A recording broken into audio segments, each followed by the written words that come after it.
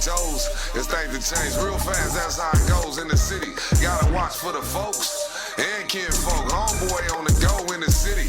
And that's what it do, hey, what it do, hey, what it do in the city, and that's what it do, KC. What it do, hey, what it do in the city. Hey, people, I'm Mr. 10. And I'm Cousin C. Man, we got my boy KC Amos in the building, man, and if you don't know now, you do know, and you do know that.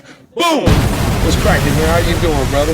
Man, out here at Access Hollywood, man. Good to see y'all, man. Man, we out here at Access Hollywood, Access Urban Hollywood, as a matter of fact. And it's just a pleasure to have you here, man, with us, man, and sit down and chop it up. We appreciate you taking your time out to do that, man. This is a show, man, and a platform called What It Do in the City, where we like to give flowers to the talent, to the entrepreneurs, to the up and coming talent, to the stars, to everybody. We want to give flowers to the highs and the lows, the mids. Everybody ain't far apart, up or down. We all equal. You feel me? Exactly. Man, so, man, tell us what's going on with you.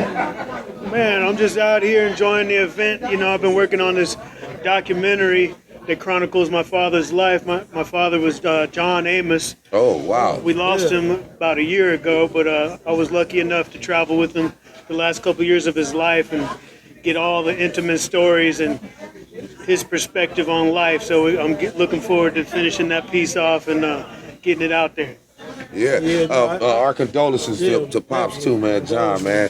For those who don't know, that was James on Good Times. You know what I'm saying? You see the resemblance. I was just watching something on YouTube about him in Good Times, man. I saw him up in the movie just recently. What was the name of the movie with Sidney Poitier and Bill Cosby? Oh, you talking about the old school? The old school joint. Yeah, man, and they was with Dolomite in now. Yeah, and they was running Bill Sweetback's Cosby. Badass Song. No, you talking about the other one? I can't think of the name right now. I know, but J.J. Evans is in that one too. He's a boxer in that. But anyway, I saw Pops in that just as recent. Let's do it again. Let's do it again. That's the name of it. Yeah, man. For those who don't know, that's who Pops was, man. But yeah, man, tell us about the documentary, man. Man, it chronicles his life story, you know, from his early days growing up in Newark, New Jersey, all the way through high school to where on to college, where he started to play pro ball, and he actually played for a very hot minute with the Kansas City Chiefs. That's how you got your name, huh? Yeah, that's where the emblem KC. He always wanted to name his son after, you know, the most momentous time in his career with the NFL. So I lucked up and got a name, Kansas City Chiefs. KC from it. Mom had to balance it out. It stands for Kelly Christopher, but everybody know me as KC. So so whenever the Chiefs on, Pops shut the house down and wasn't nothing but time to watch some football when the Chiefs came on. He was a diehard. So you telling me that Pops looked at his brief football career bigger than Hollywood, so to speak? Well, I think it was the first thing that he set out to do. To find his way, you know, because he came from very modest beginnings in Newark and East Orange, New Jersey, and for a way out, he saw his way out as football. So that was his first love, and it took for Hank Stram, the famous coach from the Kansas City Chiefs, to tell him, say, John, there's some serious football players out here. You might want to think about a career in Hollywood because you got everybody laughing, but I don't think you fit to really be a running back for the Chiefs. You know, so that kind of inspired him. He took that message to heart and worked his way over to Hollywood. He started off as a sketch writer for the Mary Tyler Moore Show, and the sketches he wrote were so hilarious. You know, they said, "Oh, you got to be on camera with this." So they came up with Gordy the Weatherman, and then he shot off from there to Good Times and Roots and Coming to America and the whole nine. Hey, you know, Jim Brown ended up in acting as well too. He was a great football player too for a minute. Oh yeah, they were partners. They were running partners for a little while there. Yeah, man. So that's dope, man. How did you start directing, or have you always been into that? Well, the inspiration for it happened early on because when I was about 5 years old, my father would take me to the set of Roots. And obviously at the time I wasn't ready to be a part of something. They would send me over to the sandbox with the rest of Rugrats, but I was attracted to it. I could see it. Well, they making an adult version of Make Believe, and nothing more pure than what I could bring to it right now. But they wasn't ready to hear that at that age, so I just said, well, one day I'm gonna get my chance. And then the real inspiration came when I saw the piece on TV. I come from a mixed background, and I just happened to be with the white side of my family.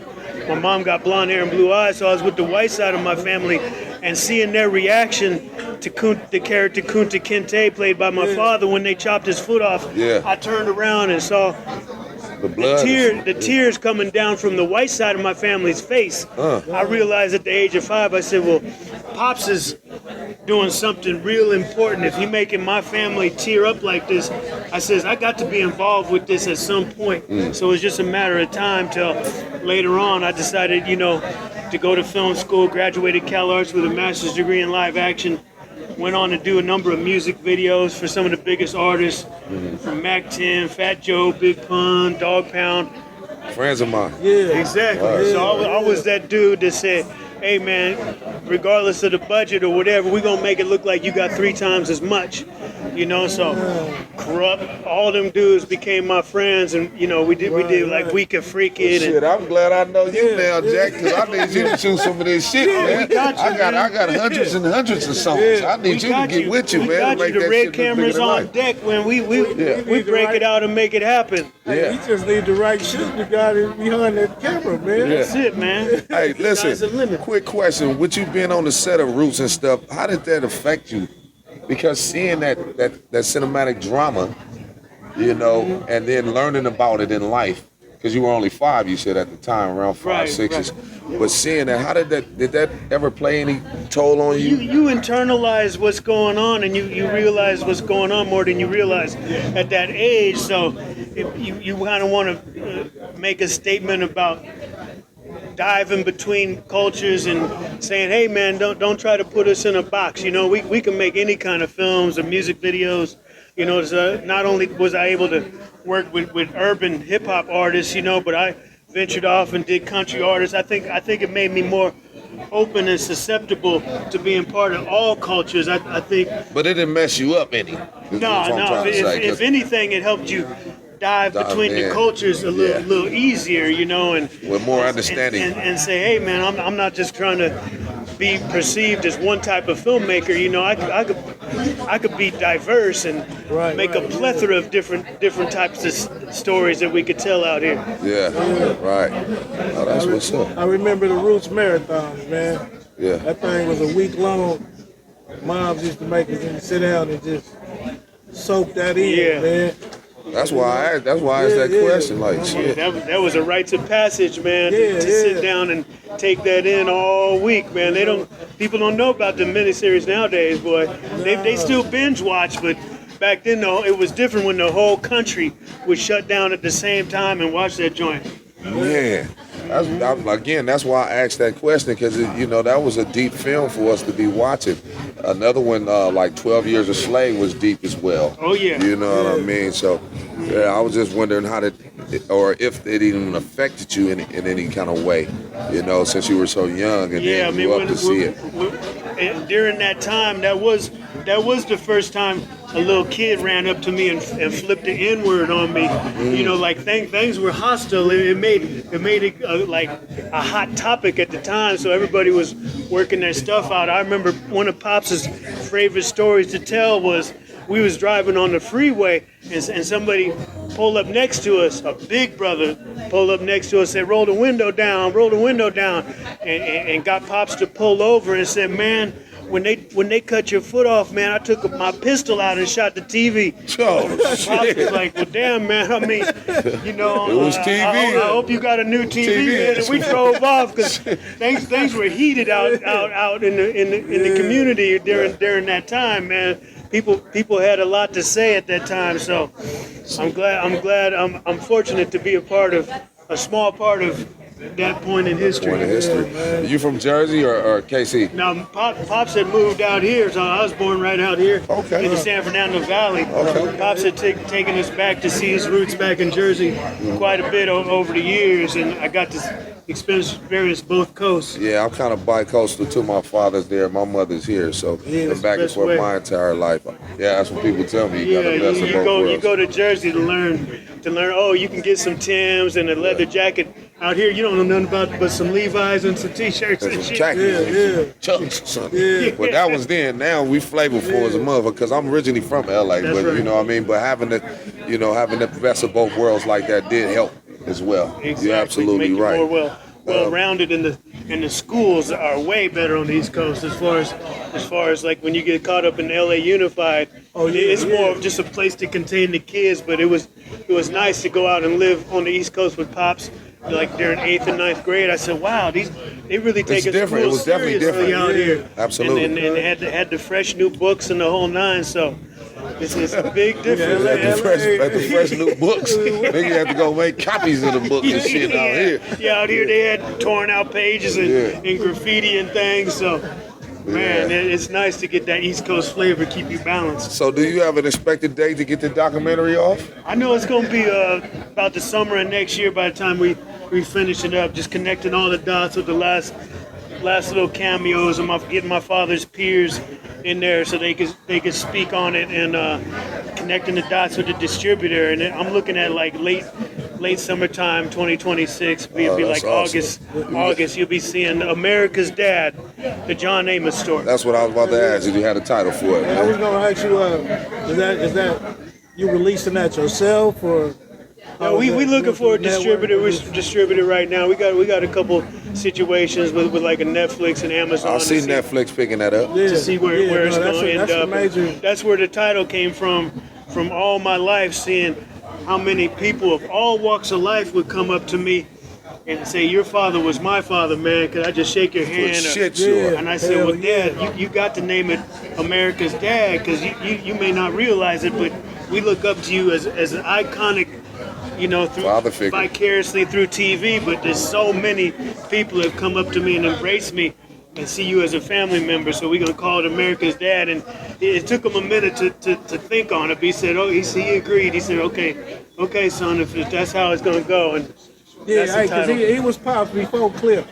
Yeah, before Bill. Yeah, he before was Cliff. Before Cliff Huxtable, you know what I mean? Mm-hmm. He was definitely Pops, you know what I mean? And he was that stern one. He wasn't playing. When they showed the four fathers on there with Bill Cosby and the other dude from what's the Fresh Prince. Oh yeah. They showed a few of the fathers, but they say Uncle Will. Who would you be scared to bring your report card home to?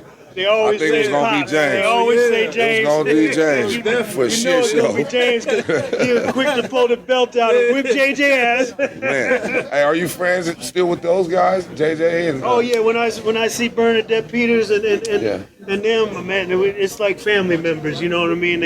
They always call and check in, That's what's up. and the whole nine. Ralph Carter, Jimmy Walker, Bernadette Stannis. They all wonderful. Yeah, they all wonderful. Yeah. Ralph Carter played Michael. Yeah. They all still doing well and support. We always support each other in whatever projects we're working on. Man, that's awesome, man. Man, it's a pleasure to have you here, man. Is there any advice you can give to the up and coming talent and creators that's working in the same realm as you, or just anything you want to share? Yeah, I would just say, never underestimate your value, and put your best foot forward and go for it, and use all these platforms to your benefit right now. Now they got YouTube and so many ways on social media to start your practice every day, but you don't have to wait for a multi-million-dollar deal to do your thing. Start off thinking in short films, like 1 minute, 30 seconds, and as long as you sharpening your craft and getting your stuff out there, whether you in an actor or in dance or a filmmaker or artist, show your stuff, because we in a show and tell business. Get in the habit of putting your stuff out there on a regular basis. And like they always said, if you build it, they will come. So believe in yourself and keep putting your stuff out there, man. It never stops, Still, I've been in this business for a minute, but you got to continually wake up, reinvent yourself, and keep creating, and put your best foot forward and go for it. Man, man, it's an absolute pleasure hearing those words, man, and of wisdom and advice, brother. And it's an absolute pleasure meeting you too for the first time, man. Hopefully, I get to work with you in the near future and do a lot more things with you, man. My boys at the City of Commerce gonna keep this film thing going, and that's what's been missing out here in these bigger cities, as we get we get so caught up chasing and trying to service the industry where we could be creating our own and start back creating this kind of creative community like this right here going on today, and start meeting up regularly on a monthly basis, man, and sky's the limit what we can build together. Yeah, the camaraderie is awesome if we get that together. No way. Do you have a handle or Instagram or anything they can find you at and get any more information from you? Always hit me on IG, k.c. Amos, KC Amos right on IG, and I do a lot of TikTok as well, KC.filmmaker over there, man, and I'm accessible. Hit me up. That's how we keep the train going. Hey, you do know that, man. Hey, man, it's been another episode of What It Do in the City, man. KC Amos. I'm Mr. 10. And I'm Cousin Sink. And if you don't know, now you do know, and you do know that. Boom! All right, guys. That was